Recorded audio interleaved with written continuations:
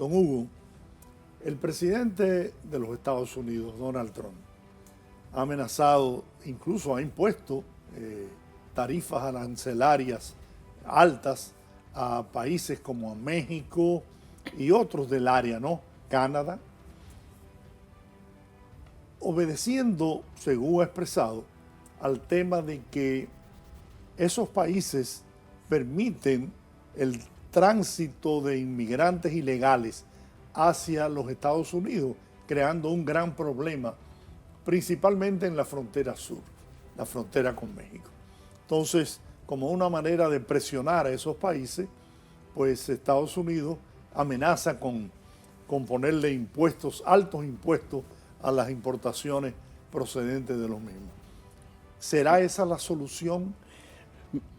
Mira, Usted ahí va a analizarlo desde el punto de vista yo no atribuyo, económico y político. Sí, ¿no? yo no atribuyo las tarifas que está poniendo el presidente Trump a un tema de migración. Yo atribuyo más bien esas tarifas a otros factores que vamos a ver quizás un poquito más adelante. Pero el tema de la migración, si tú lo ves desde el punto de vista norteamericano, es indudablemente un gran problema.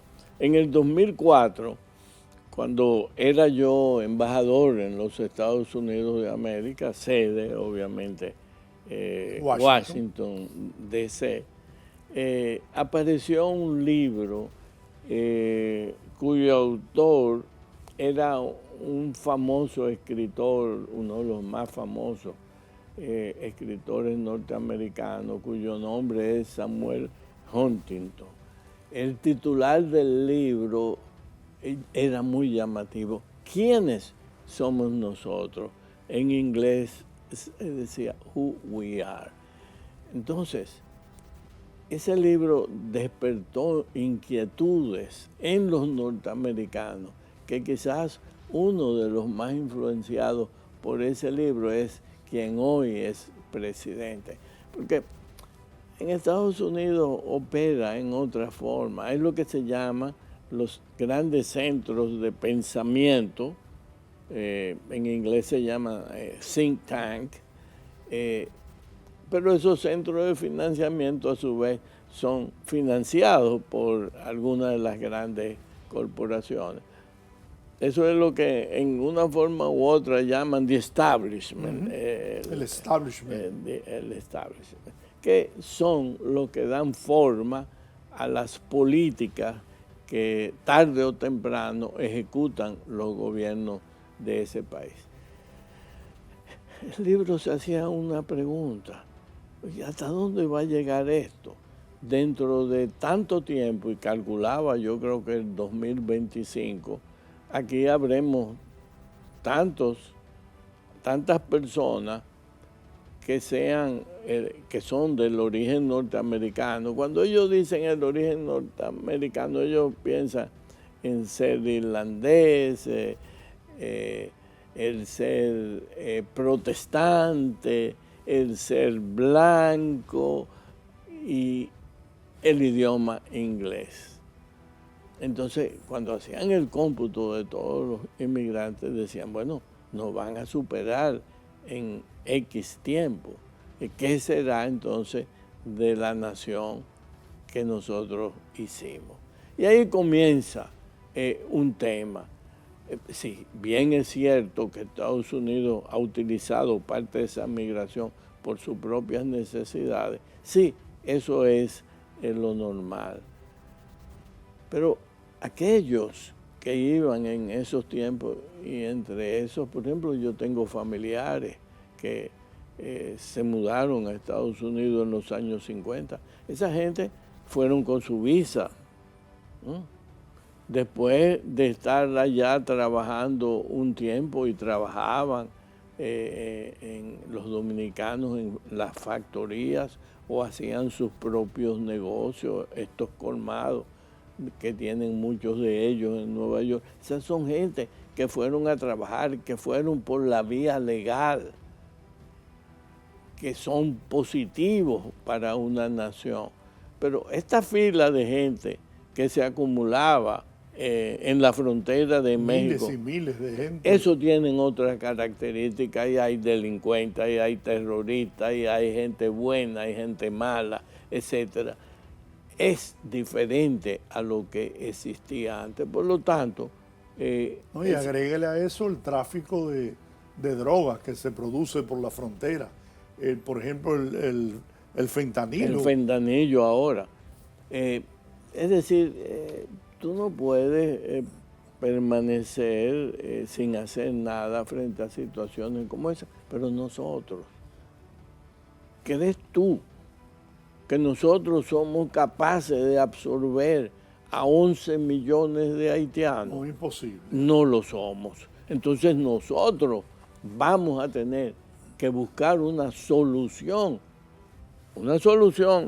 a la nación haitiana, pero una solución dominicana.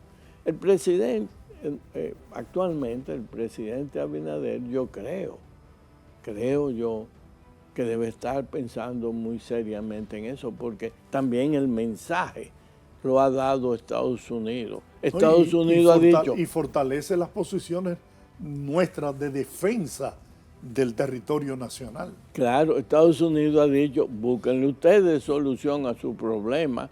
Es decir, no esperemos nosotros que otros nos van a resolver ese problema. Nosotros vamos a tener que buscar esa solución. Desde hace años, Jorge, yo he estado trabajando en ese tema y mi pensamiento es que hay que ayudar al pueblo haitiano, hay que reconstruir al pueblo haitiano, donde sí el dinero debe venir de los grandes donantes y de las grandes naciones.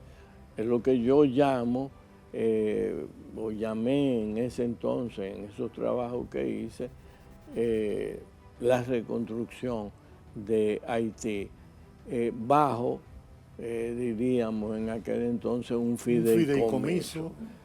Se inventaron que no podía ser un fideicomiso porque Haití era parte de las Naciones Unidas, pero las Naciones Unidas la utilizan para muchas cosas que no se puede también. Entonces, ¿por qué no hacer un fideicomiso o lo que sea? Yo hasta el nombre le cambié, Alianza para el Progreso, lo que sea, en donde en un espacio de 15 años, en ese trabajo, se podría reconstruir Haití, tanto en lo institucional como en lo físico.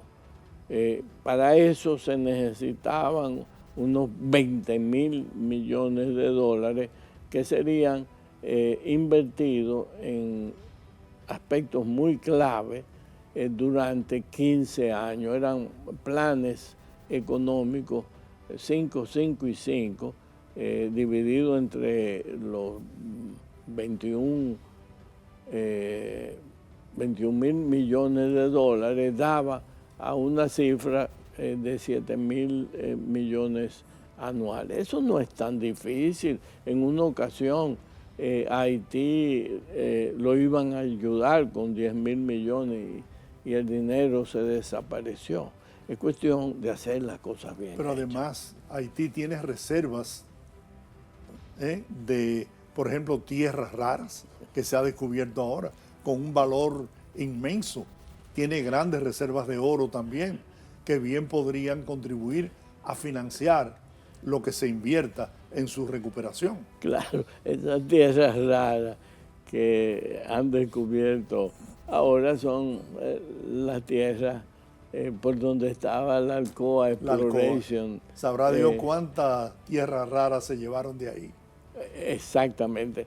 Déjame decirte, ahora que tú dices eso, yo tenía, asombroso, yo debiera mencionar su nombre. Mi educación es una educación mixta, muy bien dirigida, en este caso por mi padre,